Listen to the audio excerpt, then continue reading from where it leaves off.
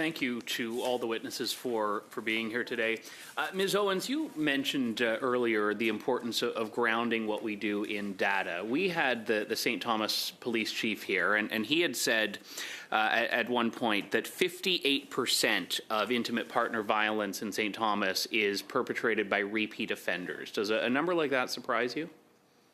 No, I would say that it doesn't. I think that we see people who cause harm to others repeatedly do so, and I think the challenge that I see is that the criminal justice system doesn't interrupt that pattern of violence in a way that other services, rehabilitative services, might have a better shot at doing. And a repeat offender, when you talk about interruption, incarceration is an interruption, correct?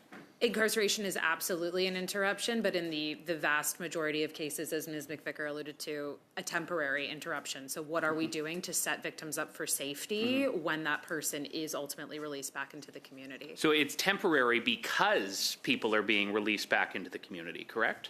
Yes, both at the end of a sentence or perhaps when they are released or pre-trial. Release. So it would actually be safer for, I'll say women, because women are the majority, sadly, of intimate partner violence victims. It would be safer if a repeat offender of intimate partner violence were still behind bars.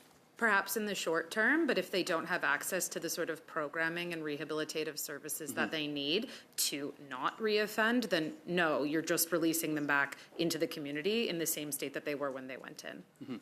Thank you very much. Mr. Goldkind, I'd like to ask you about this as a defense lawyer, and I will preface what I'm saying by pointing out that I believe strongly in the importance to our legal system and our justice system in having vigorous defense available. And I know you have an obligation to represent your clients to the fullest extent. I believe unmitigated zeal is a term I've read in legal scholarship about this. But I'll ask you, has it become easier for you to get your clients bail in the last 10 years?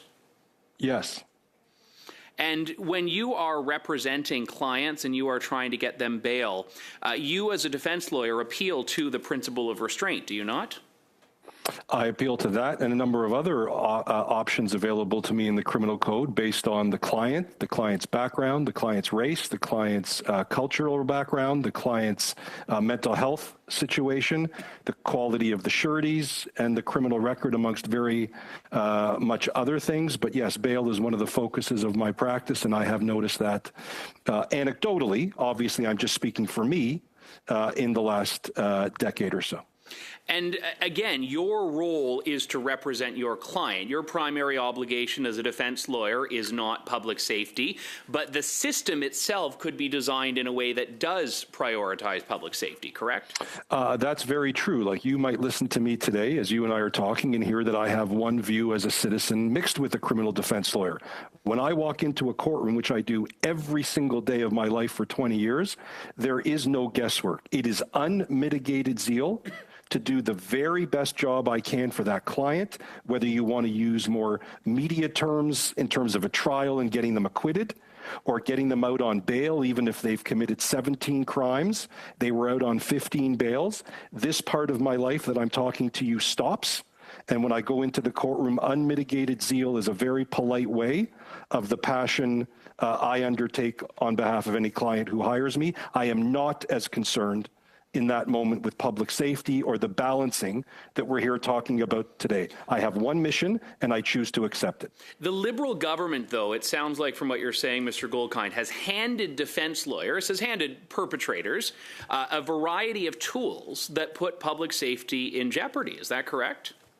I would think that's a fair comment, but I don't want to just point the finger one way. I think this is something in the ether over the last 10, 20 years as Canada changes very much. I think there is a perception, yes, that the government of the day is perceived to be soft on crime. That's why I thought last week's announcement in advance of this committee was of significant interest to me. But there are other factors at play. I want to be fair. There is judges, justices of the peace, the cultural perception of certain things, Canada changing, the criminal code in certain sections. But yes, I think I would be being disingenuous with you if I thought we have a government sort of similar to the one south of the border that's making it clear that law and order are top of mind and crime is going to be harshly punished no matter who you are. Thank you. I have 10 seconds left here. If we were to repeal the principle of restraint from the criminal code, would that make bail harder to get for repeat violent offenders?